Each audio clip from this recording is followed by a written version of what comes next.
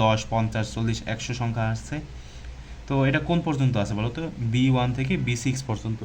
তো এই যে B1 থেকে যে B6 পর্যন্ত আমি এখানে লিখি যে B1 থেকে হচ্ছে তোমার B6 পর্যন্ত আমার বিভিন্ন সংখ্যা আছে। তো এখন আমি চাচ্ছি যে এই যে কলামটা আছে মানে B1 থেকে B6 এর মধ্যে থেকে সবচেয়ে ছোট সংখ্যাটা কত সেটা আমি বের করতে চাচ্ছি, বা সবচেয়ে বড় সংখ্যা কত সেটা আমরা বের করতে চাচ্ছি। তো এটা বের করার জন্য ক্যাটালগে যাবা, ক্যাটালগে যেয়ে স্প্রেডশিটের পরে কোথায় যাবা, এই যে মিনিমাম আর ম্যাক্সিমাম আছে না, এখানে প্রেস করবো। তো মনে করো যে আমি মিনিমাম বের করতে চাচ্ছি কোন কলামে, B1 কলাম। B1 থেকে হচ্ছে আমি B2 B6 পর্যন্ত বের করবো, বা B7 পর্যন্ত না, B2 পর্যন্ত B6 পর্যন্তই আমরা বের করবো যে B6।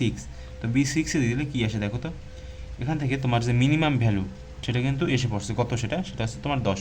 তো এখন আমার ইচ্ছা হলো যে আমি B1 থেকে B7 পর্যন্ত যে ম্যাক্সিমাম যে ভ্যালুটা সেটা আমি নির্ণয় করবো। তো সেজন্য কী করতে হবে, স্প্রেডশিট, এরপরে হচ্ছে তোমার এই যে ম্যাক্সিমাম ভ্যালু এখানে হচ্ছে B1 থেকে B7, শিফট B1 থেকে হচ্ছে তোমার ক্লোন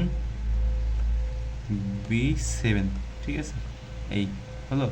এখন আমি যদি সমান প্রেস করি তাহলে দেখো এখানে কি আসছে বলো তো, এখানে আসছে তোমার B1 থেকে এই যে B6 পর্যন্ত, মানে তোমার ম্যাক্সিমাম ভ্যালু কোনটা সেটা কিন্তু আসছে, ম্যাক্সিমাম ভ্যালু কোনটা সেটা আসছে আমার 100। এরকমভাবে তুমি বিভিন্ন ডেটা ফেটা নিয়ে তুমি বিভিন্ন ধরনের কাজ